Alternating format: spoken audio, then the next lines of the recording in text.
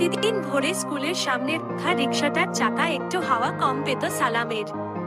প্রথম দিন সে ভেবেছিল এমনিতেই হয়েছে। দ্বিতীয় দিন সন্দেহ হলো। তৃতীয় দিন ঠিক করলো আজ দেখবেই কে এটা করছে। সেদিন খুব ভোরে সে লুকিয়ে রইল। চারপাশ নীরব, শুধু পাখির ডাক। হঠাৎ সে দেখল একটা ছোট ছেলে চুপি চুপি এসে রিকশার চাকার বাতাস একটু বের করে দিচ্ছে। সালাম রেগে উঠে সামনে এগিয়ে গেল। ছেলেটা ভয় থেমে গেল, চোখে পানি। কাপা গলায় বলল, চাচা, স্কুলের ফি নেই, রিকশা ঠেললে যাত্রী উঠবে না, আমি কয়েন কুড়াতে পারি। ছেলেটার হাতে পুরনো বই, পায়ে ছেঁড়া স্যান্ডেল দেখে সালামের গলা আটকে গেল।